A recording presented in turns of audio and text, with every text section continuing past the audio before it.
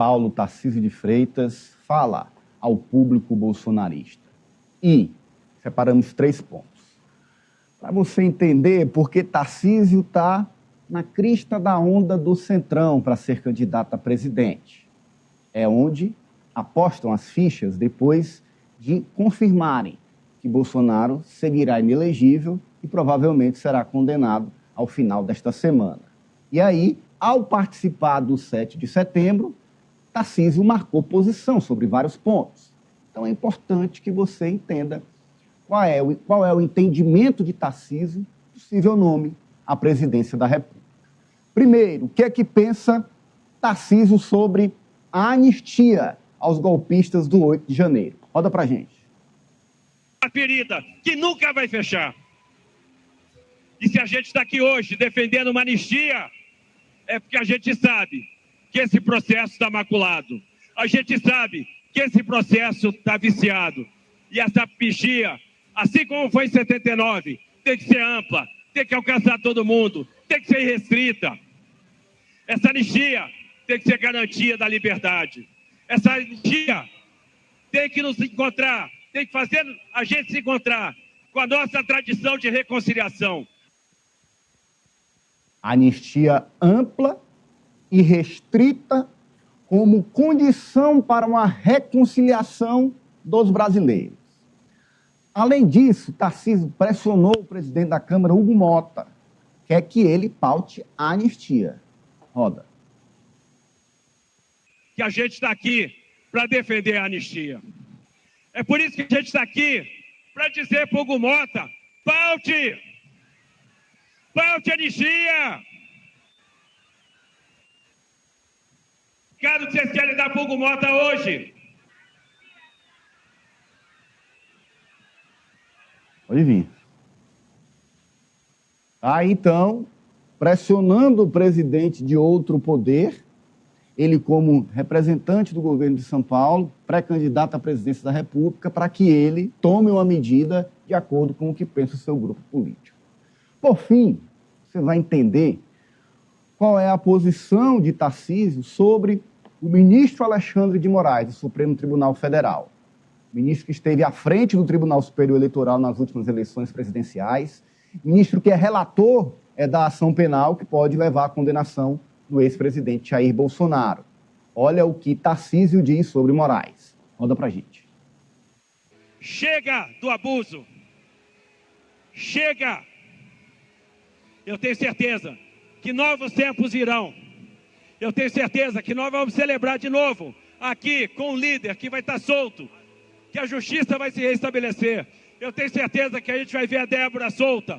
Eu tenho certeza que a gente vai fazer justiça para o Bolsonaro. Eu tenho certeza que a gente vai ver o Bolsonaro disputando a eleição. Eu tenho certeza que os presos políticos vão ser libertos. Porque o bem vai vencer o mal. Nós não vamos mais aceitar que nenhum ditador diga o que a gente tem que fazer. Não há mal que dure para sempre. E o bem sempre vence o mal. O bem sempre vai vencer o mal. Porque ninguém aguente mais.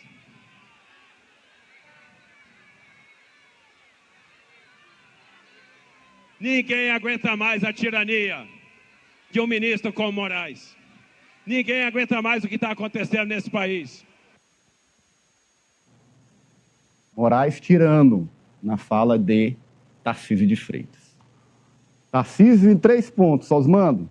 Anistia irrestrita para pacificar o país. Pressão sobre o presidente de outro poder, Hugo Mota, para pautar a anistia.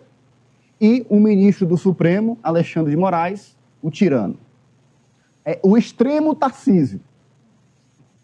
Exatamente, Ananias, o extremo Tarcísio.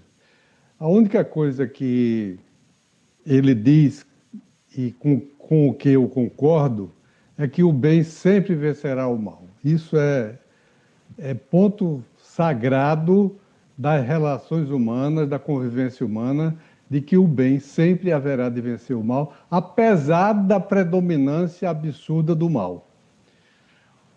A fala dele, alguém soprou no ouvido dele de que a única maneira, mesmo sendo governador do estado mais importante do Brasil, mas a única maneira de ele chegar à presidência da República é herdar os votos do Bolsonaro. Então, nesse desespero de buscar os votos do Bolsonaro, ele faz essa pregação irresponsável, agressiva, violenta, instigadora de mais ódio, única e exclusivamente na tentativa de conquistar os votos dos bolsonaristas. Pois bem, o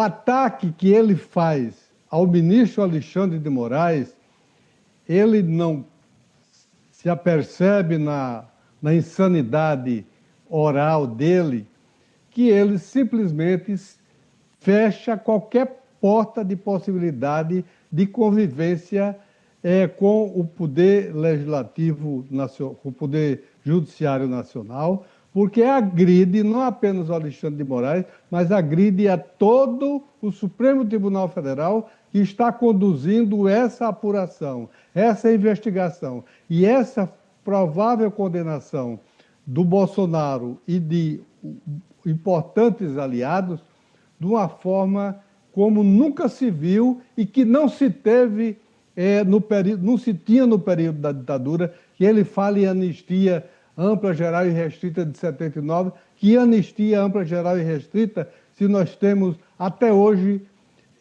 os que mataram, os que assassinaram, os que torturaram sem nenhuma condenação.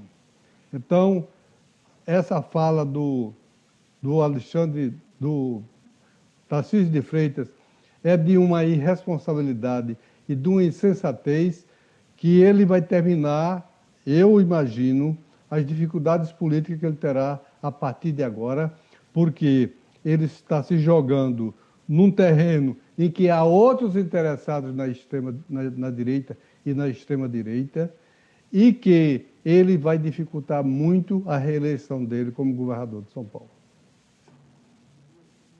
Um afago, né? Um aceno aí para essa ala mais bolsonarista do país, que inclusive, como o seu Celso Mando bem destacou, traz aí um prejuízo político para ele próprio, até porque ele é tido como candidato do Centrão. E eu recordo que, inclusive, esse próprio Centrão, que se coloca como moderado, que se coloca como esse que busca pacificar, tem aí o seu principal nome, eu diria, como presidencial hoje, Tarcísio de Freitas, questionando os demais poderes. E mais que isso, afrontando, né, chamando Moraes de tirano, assim, uma afronta mesmo ao judiciário brasileiro, porque ele é um ministro do Supremo Tribunal Federal, ele que está sendo relator dessa ação contra o ex-presidente Bolsonaro, inclusive, mas ele faz, inclusive, também esse chamamento para a Câmara, ou seja, ele é de um poder do Executivo, que está questionando o Legislativo, em nome do presidente da Câmara dos Deputados, Hugo Mota, que está questionando o Judiciário. Ou seja, ele está interferindo. Os poderes devem ser independentes, mas harmônicos.